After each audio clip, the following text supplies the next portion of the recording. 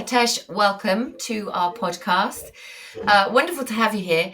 But you are a cocktail maker. Am I right in saying that? Yeah, I'm a cocktail expert of sorts. I set up what started off as a sort of cocktail development company 9 years ago, and we were the first. Really, we were the first sort of premium, ready-to-drink cocktail out there. Which now there's on supermarket shelves and everywhere. Everyone's kind of drinking cocktails like they used to drink wine almost, and wine and beer. And so I launched it off a market stall 9 years ago, which was great memories. Great memories. Tell me about the that. memories are definitely better than the reality. Tell me what that was like. I mean, we all have those little ideas in our head of, somebody should start a business doing X, Y, and Z, and maybe I could set up a stall, and maybe I could sell this. But you did it. Yeah. So essentially, my background was in drinks marketing, so I was responsible for marketing massive drinks brands all over the world, and I spotted a trend. This is over 10 years ago, when some of the world's best bars were actually pre-bottling their cocktails. So when you were at the bar, and this would be one of the world's top 10 bars, you wouldn't know, but they'd actually pre-made the cocktail. So they're just pouring you something from a bottle that they've already made. And the reason they did it was cocktails had and have, to a certain extent, got so complex with so many kind of nuanced ingredients. It's not just take that bottle, they'll make a special tea with a special bespoke bitters, all these kind of things, that they got so complex that it was easier from a customer service point of view just to pre-make it, and then just pour it from a bottle, and there you've got some incredible liquid, because there's no issue with the quality of the liquid. And I spotted that as I was doing my travels.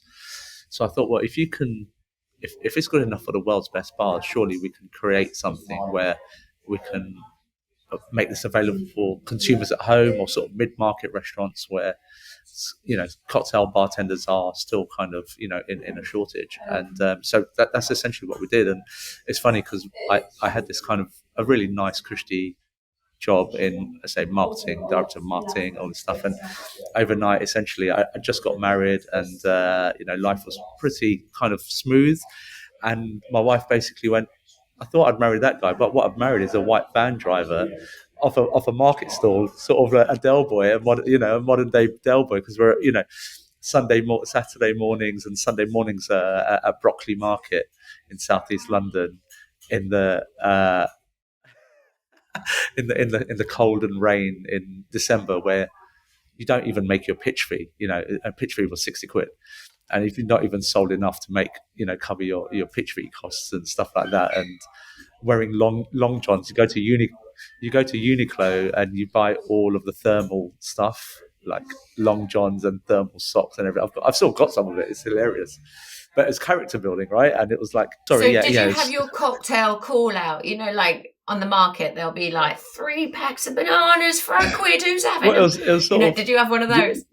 Well, it was sort of, do you want to try a cocktail? And everyone like, all right, yes. I'll have a cocktail. I mean, it's quite an easy sell, Sunday right? Morning. In terms of Absolutely. tasting. Yeah, I'll have a cocktail. You get those sort of, it's a bit early. So, well, it's there. And they're like, oh, go on then. Go on. It's never too early. So we had a pre-batched Negroni, a margarita, a Manhattan, and a rum punch, but it was all about aging processes. So we'd age the Negroni in a Bordeaux wine cask, or the Manhattan in steel casks, and all kinds of things like that. So we're constantly, so innovation was the center of what the drinks were. So we'd put Szechuan peppercorns into our Manhattan, so the flavors would tingle on your palate. Or cask aging with Bordeaux wine casks, and nori seaweed in our margarita, to give it that salty. And we won London's best margarita with that bottle long time ago. That's a really good idea. Of course, it's so salty. Yeah. Well, innovation is why you're here with us today. And of course, it's a leap. It's like, okay, he's done this amazing work, made a cocktail company, and initiated the idea of ready-made cocktails as something that we will have access to. Fantastic. Where is the link? Where is the link to our podcast? So it's packaged. it even starts with the liquid itself. So one thing I've learned along the way is actually the most sustainable way has been the in the long run, or even in the short to medium term, it's the best way, and actually it can be the most cost efficient way if you're willing to take the risk. And I'll give you an example, right? So um, citrus fruit in the cocktail industry is a massive issue. So there are, you ship lemons and limes from all over the world, and you only use 1/3 of its volume by weight because it's all the skin and all that. So you don't actually use that, right? And of that, all you need is the acidity, which is, I think, it's less than 10% or 5% of the entire thing is the acid component, which is actually what you're after in the majority of citrus forward drinks. Now, that acid can be introduced from a number of other organic sources. So you actually get like fungus now, yeah? Or there always has been. So you can process fungus, which is a natural ingredient, to take the citric acid from it. Now, that fungus can be grown in France or in England. You can get malic acid from apples. So there's lots of different ways to approach the citrus problem. And, there are genuinely now, like in Mexico, there are sort of cartel wars around limes and stuff like that because, global warming, shortages, all this kind of stuff. So in the same way, avocados, all this stuff, as soon as something becomes real valuable, it becomes an issue. So we started off, that margarita I spoke to you about, for example, right? So the challenge was everyone said you can't pre-batch a margarita because it's so citrus heavy. So we challenged that by we went out and found a different way to introduce the citric acid, the citric acid component into the cocktail. And then we compounded that by using what we get is they're called Persian dried limes. I'll give you a little further backstory. So I come from one of the oldest spice merchant families in the country.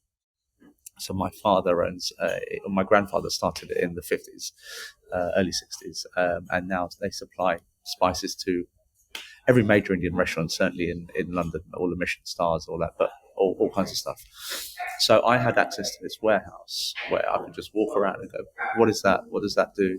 And we reprogram, not from a cooking point of view, but actually if we drill down onto this flavor, we can extract all of this flavor. So we found this ingredient, the Persian dried lime, which is very popular in Middle Eastern cooking, Iranian cooking. And it's a dried lime, and they're super light, but they're so concentrated in flavor that the flavor of one dried lime is equivalent to maybe 50 fresh limes.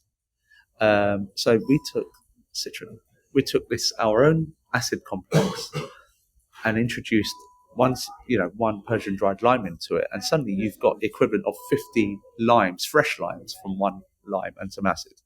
So from a sustainability point of view, from food wise point of view, and we did that all the way through the business. And then even if you're a restaurant operator, right, you can buy all of these bottles and all of the stuff, but you don't use a lot of it. So some of it will go to waste. Whereas if I'm giving you the ready-made cocktail, then there is no waste.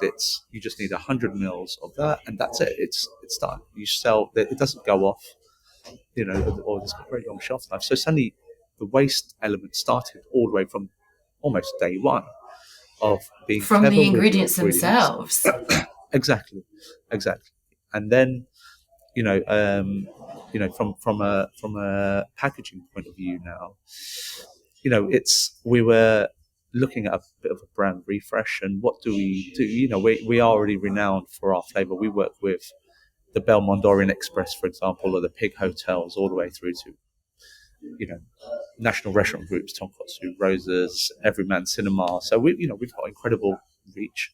Even Majestic Wine, you can find our stuff. So we're like, okay, we are renowned for our flavor. There's no denying that. What's next? And so we just looked at, we spent a good year looking at packaging options.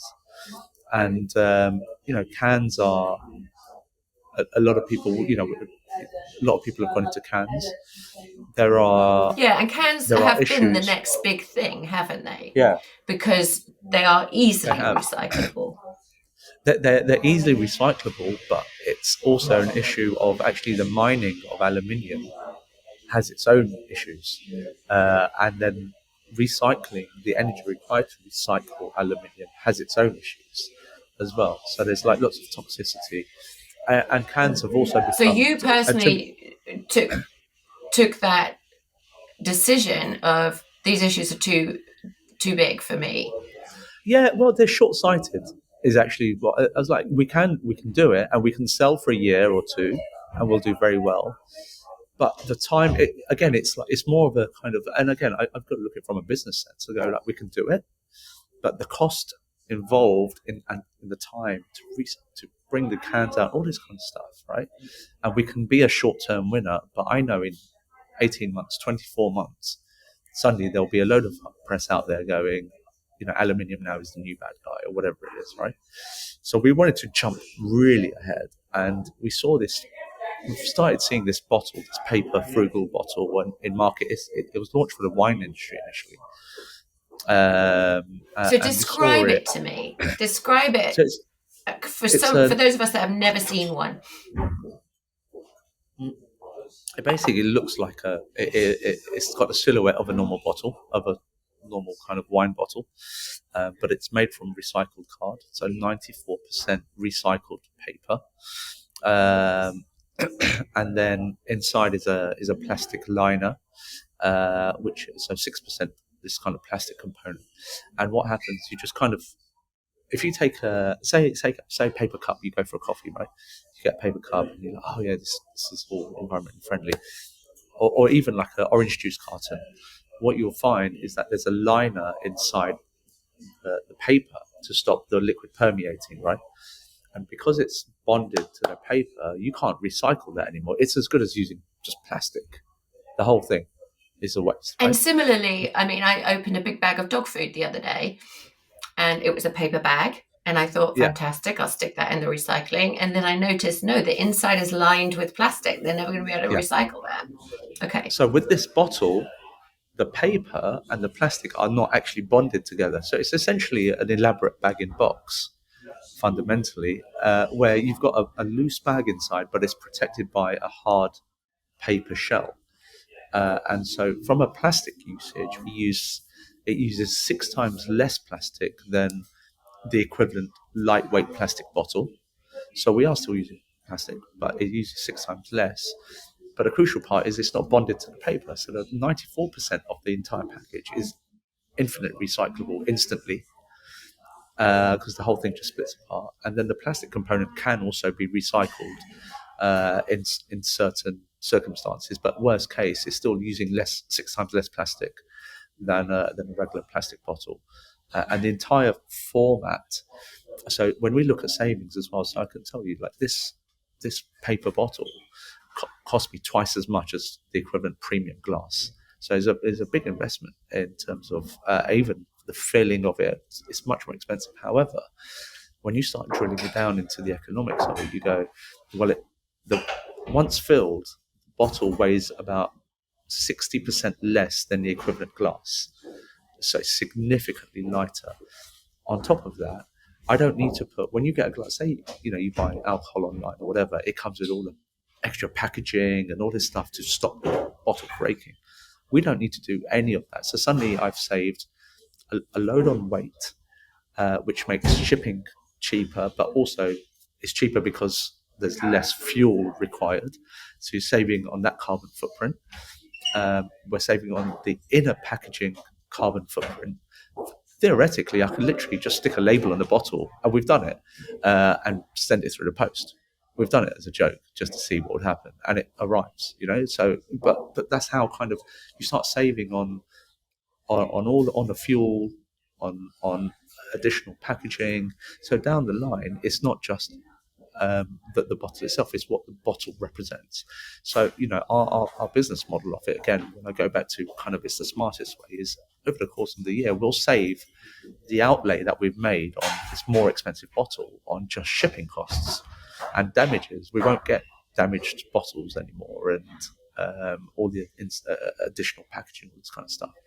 And then we look at our restaurant clients, and suddenly they go, like one of we're chatting to a few of them, and they're going to be saving around £50 a month per site just on recycling, because they're not filling. So tell me about that. I mean, I'm loving this whole conversation because so often through my life when I've been campaigning on various issues like, reducing energy before our current energy crisis, it's a win-win. So Yeah, often you save money as well as reducing your impact on the environment. And this yeah, is a classic one of those cases. And as you say, it's got multiple waves coming out of it. yeah. So tell me, because what most of us don't know is we're thinking, well, what's the problem? You stick the glass out for the recycling men come and collect it at the end. Yeah. But it's not like that in your industry, is it? Well, it's not like, I mean, glass. Say for all of us, we pay our council tax. Restaurants and bars, they pay council tax, and they have to pay, for recycling boxes and stuff like that as well. So say for How much does for that restaurants, cost?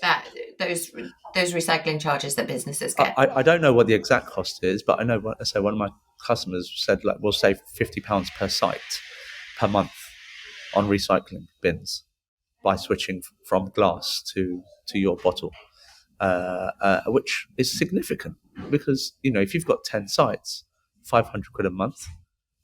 That's a decent amount, right? 100 sites, 5,000. Suddenly, that pays for a very senior member of staff, whatever. Well, or the On top of increase all in the the space energy required, bills? yeah. On top of all of the the labour required to manage multiple wheelie bins and all this kind of stuff, right? So again, kind of even from our point of view, we've started. We try to buy, so even from our spirit partners, so we buy in the raw gin or the raw rum, etc. So where possible now, we're trying to find the best people there. So we work now with Sapling Gin, and Sapling Vodka, who are an incredible carbon neutral British based gin company, and we just get the liquid in 1,000 litre vats delivered to us, whereas a lot of the big industry players and brands will only sell to you in bottles.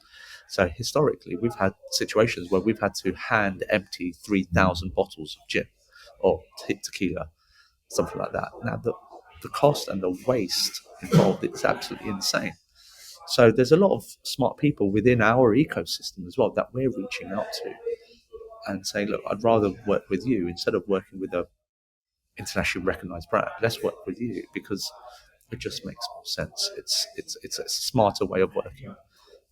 So again, this kind of all of those savings just continue in that sense. So tell me the story of how you found this kind of packaging.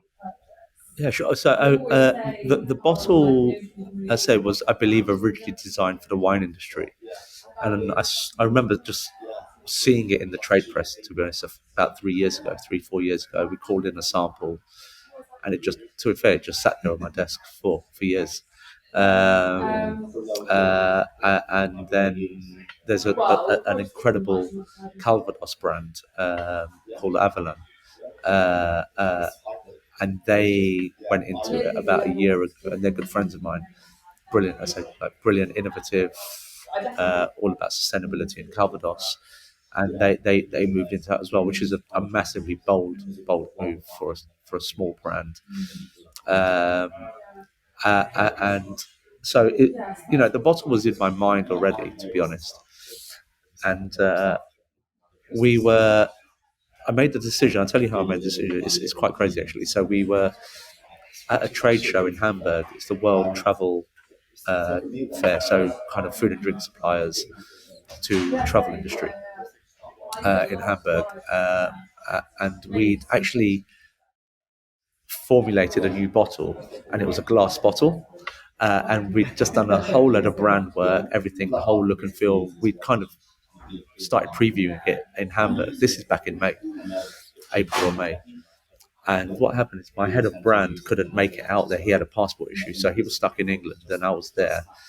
And I'm the ideas guy, and if I'm let by myself alone for too long, then I'll basically turn the company upside down and come up with all these kind of things. And my brand guy kind of, what the hell have you done? You've ruined all our work. Anyway, that's basically what happened. So I'm standing there at this World Travel Fair in May in Hamburg, and we're previewing this glass bottle. We've had a custom mold made. We've kind of pre-ordered 50,000 of them. I think the day before, and I'm talking to all these people in the travel industry, and no one said it directly, but I just felt like this bottle and going into cans. We had our cans there as well. It doesn't quite feel right. I feel like, I think, the issues that these people are talking about. I think we really need to be more sustainable, a bit smarter. And something just clicked in my head. I can't tell you what the point was, but I was talking to all these airlines and cruise lines and stuff. And at the end of day one, it's a 3-day show. I called Jasper up. I said, we need to cancel this project.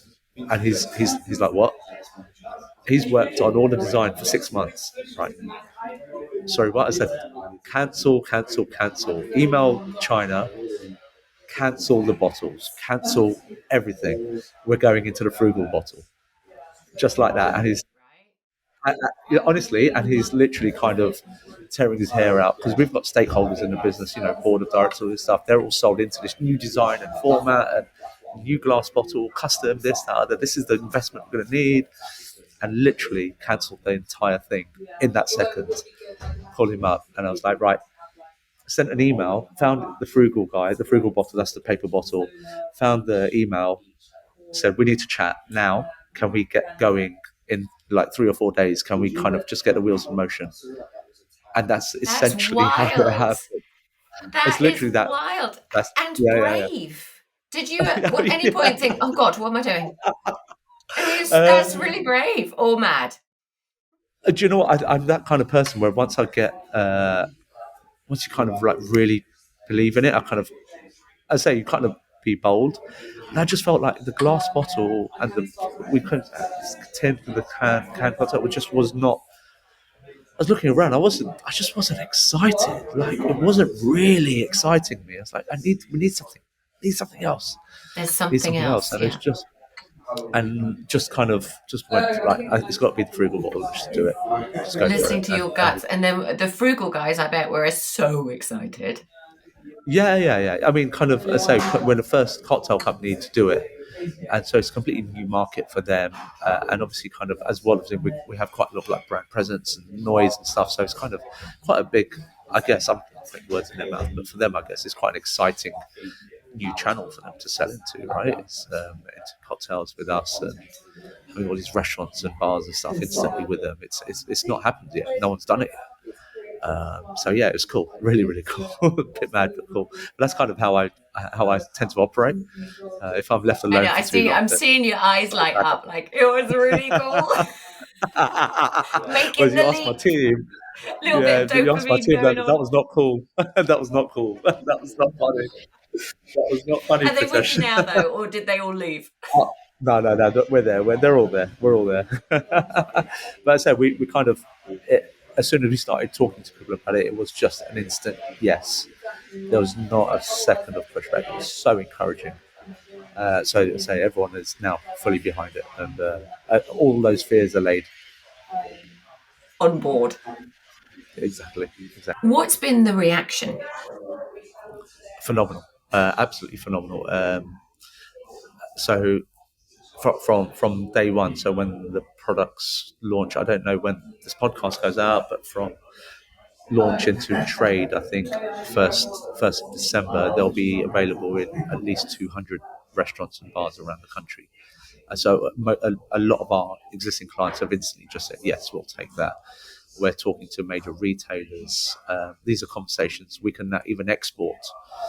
Because you go to the Nordic market, for example, where they are crying out for, as in it's a state-run monopoly almost on alcohol products. So the government essentially put the tenders out and they're actively saying we want sustainable products, and we'll give priority to anyone who's got a sustainable format.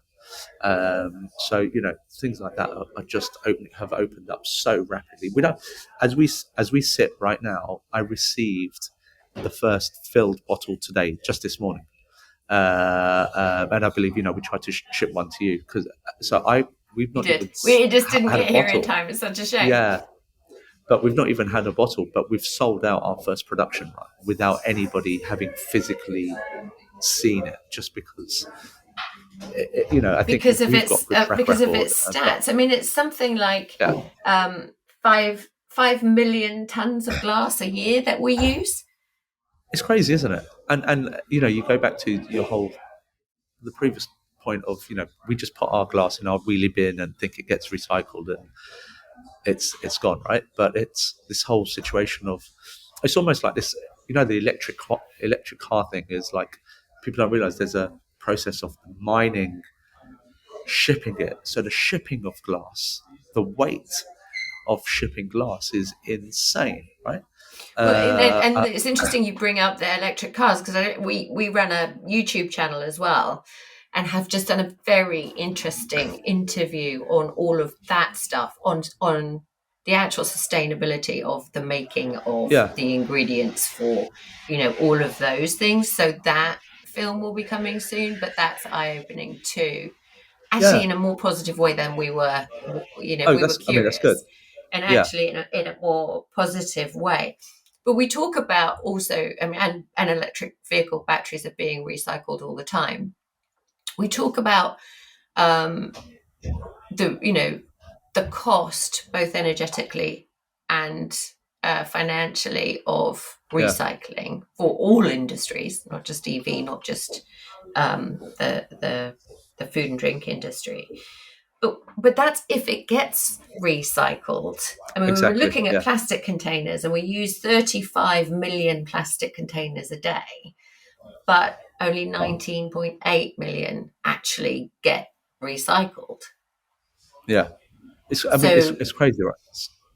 I So mean, businesses I have mean, a I think duty. Am I right? consumers. Businesses, restaurants or suppliers, you all have a duty to recycle. Oh yeah, I think we all have a duty to recycle, to be honest, and it starts with um, uh, even brands. Now, tomorrow we've taken a step. We're a tiny little company, right? Now we've turned this project around in 4 months, literally. Like, we've been working on it for a year, but I made the decision to do going to this paper bottle 4 months ago. Now, a lot of the big companies out there could do this in the next year, and suddenly you take out all the glass, so much glass, you reduce plastic usage. It's the whole, even brands like Coca-Cola and stuff like that, right? So that these guys have infinite money, yeah. And if Coca-Cola and Pepsi tomorrow got together and went, let's change everything globally, we as a consumer are not going to stop drinking Coca-Cola and Pepsi because they've changed a packaging format. And if that means there's a slight cost increase as well, they might sell a little bit less, but they'll still make a lot of money, right? And they'll still be the market leader. And we still all have to buy. No one's going to stop drinking Coca-Cola or Pepsi, or whatever their soft drinks. They've got they own everything, right? But they don't. And so, yes, restaurants, bars, home consumers have a duty to do stuff. But if the products aren't just accessible, or just, there is no other choice, consumers will just buy. Right? I need my cereal in the morning. I need bread. I need whatever. And so just change it into a different format, and it's fine. Packaging can be iconic. I mean, bringing those guys up as examples is really interesting, because that glass bottle, Yeah, is in is iconic. particular Yeah, iconic, isn't it? How yeah. do people feel about the change? Does it affect the taste, drinking from plastic, for example?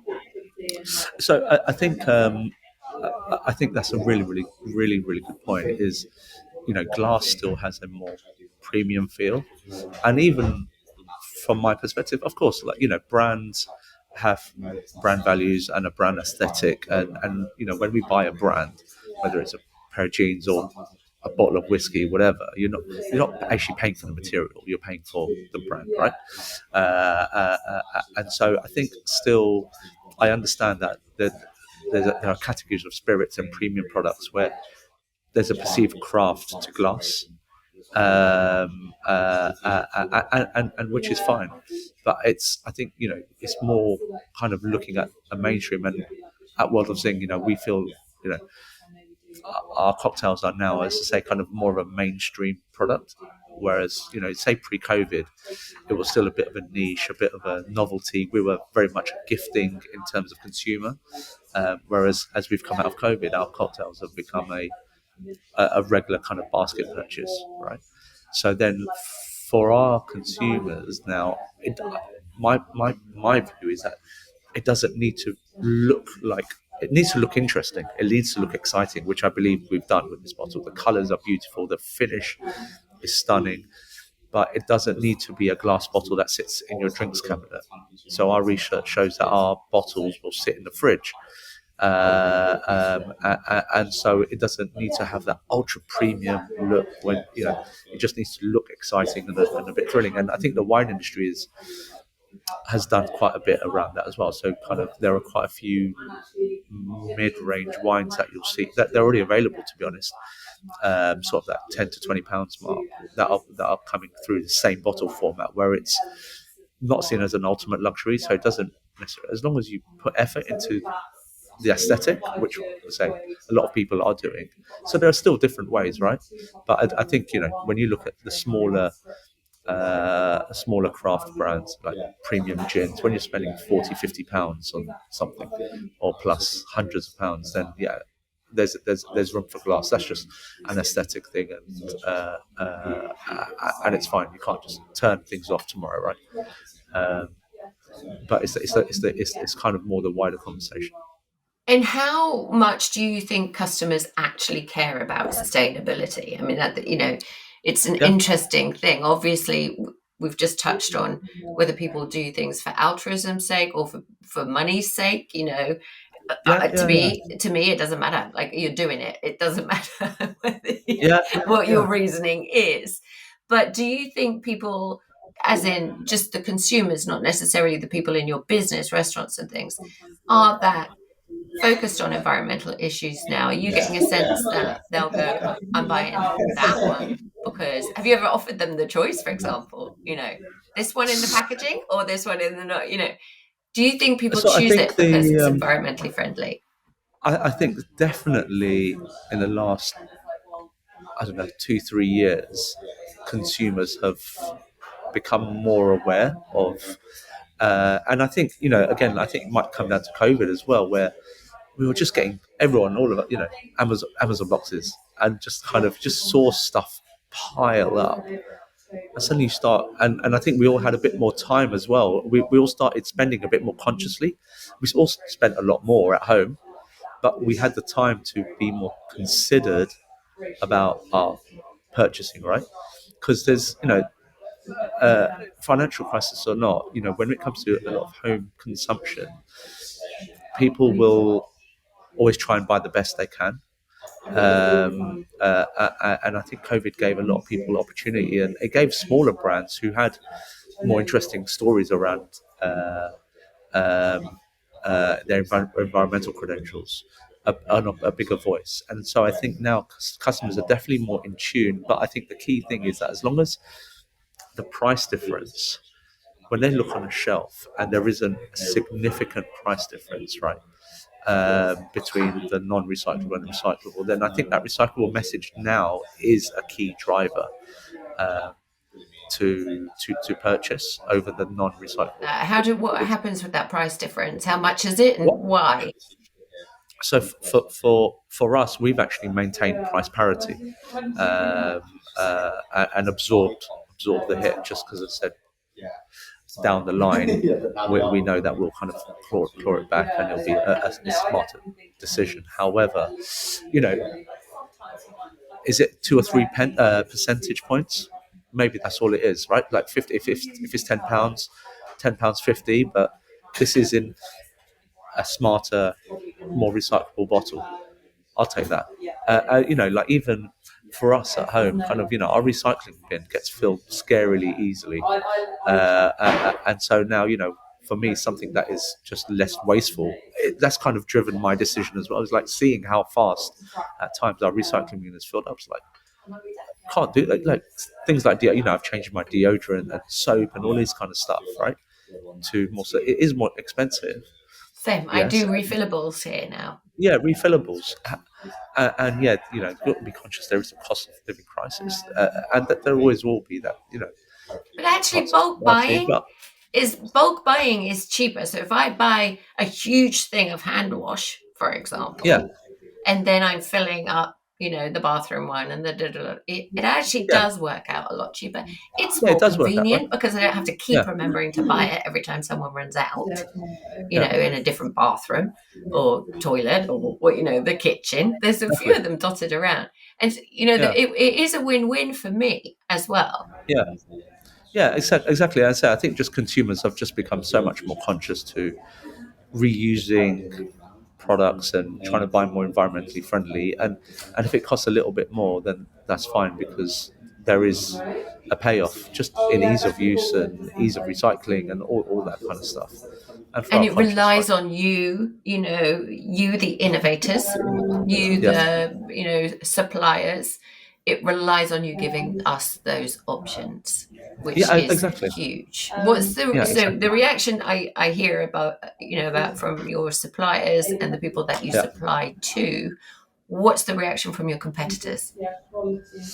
What, as I say, we've not we've just sort of released it, so we've not seen any major reaction yet. But what's telling is I was we kind of previewed just the packaging format in Berlin a couple of months ago.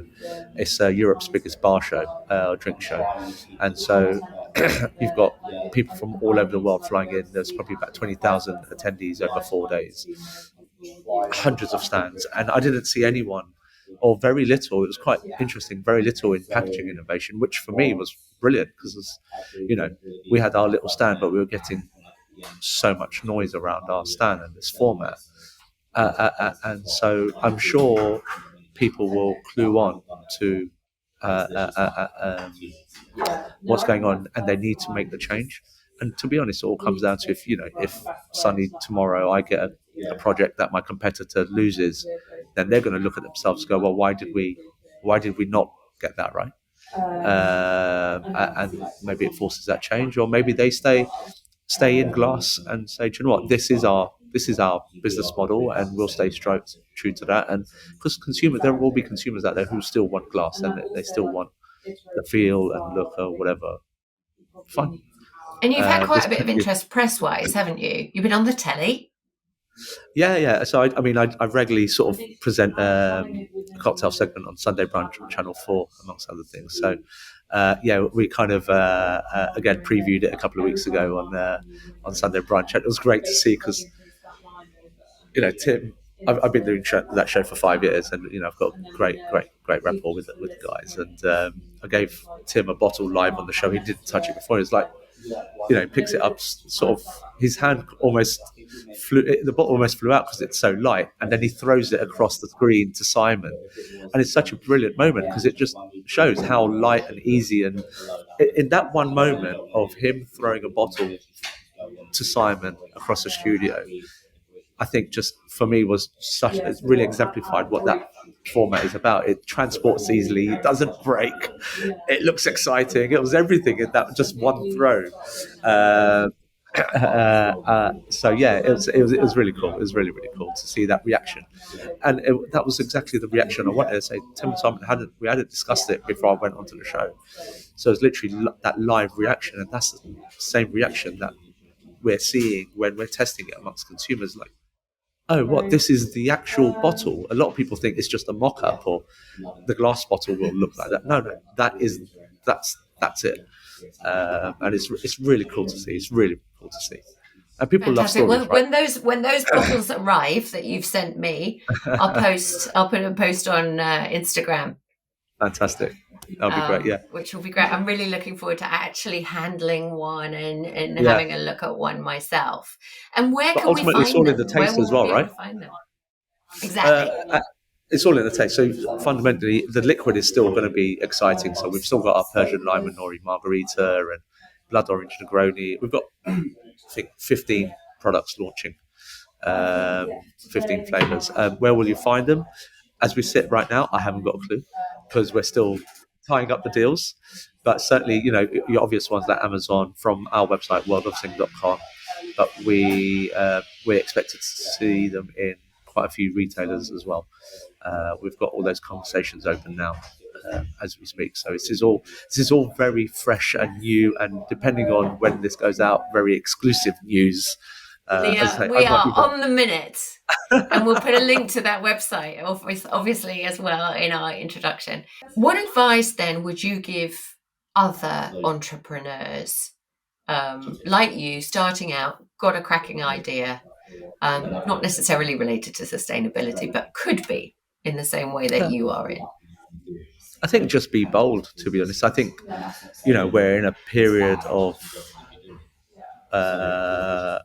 life where kind of you have to be bold now. You can't be a Me Too product. So if you see something that's good, even if you went back 10 years, 20 years, you could kind of create a derivative and maybe, someone's got a good idea, I'll do it slightly cheaper, whatever. I think price is less relevant, and it's more about being really, really bold and having a really, really strong message, a really strong, consistent message. And that requires, I look at, say, the gin market, for example, and it baffles me because every day you see another gin brand, and you look at so many brands, right? And you say, it's really nice that you like gin, but that doesn't mean that you need to go and open a gin brand. Do you know what I mean? Like, what is the message? There's no way you could keep up. No, you can't. You can't. You should. Yeah, I get sent probably a bottle of gin every 2 days from a new supplier, from a new brand, and it's it's madness. But that's a kind of that I feel is like, people are trying to be derivative on a bandwagon, whereas I think really you need to just be bold and be really different and have a strong message. And I think sustainability, we are in that time of sustainability, and that is the message that we all need to maybe 10 years ago or 20 years ago, it's like, look how technologically advanced I am and look how many buttons my phone has and all this kind of stuff. That's all kind of gone, and everyone is kind of, in the old Tomorrow's World days, that I think Tomorrow's World now is more about looking at reinventing just the packaging of it, not so much the product. If we're even going to have a Tomorrow's World, we need to change the way we think. Exactly. Yeah. Good luck. I'm so excited. It's fantastic to talk to you, and you really sum up what this podcast is trying to do. It is trying to highlight people who are just making a difference, still doing what they do, but making a huge difference as well. How can we just shift our thinking a little bit? We're not putting any claims out that we're the most sustainable or anything like that. We're just trying to do something better, right? I'm not interested in all those creds and stuff like that, because we're going to evolve. We're going to keep evolving, and that's what we've always done. So, but as long as people appreciate what we're doing, then that's good enough for me. Good. And innovation is at the heart of how we get out of this climate change crisis. And being a bit brave and doing something different every day, whatever it is, whatever we can do. So much appreciate your time. Pleasure. I'm looking forward to getting my cocktails. Like I said, I will post and I will give you an honest review on flavour. Please do. Yeah, please do. Keep up the good work, and will you keep in touch with us? Thank you. Yes. We'd love to know how it goes. Fantastic. Yeah, of course, we'll do. Pritesh, thanks so much. Have a great day.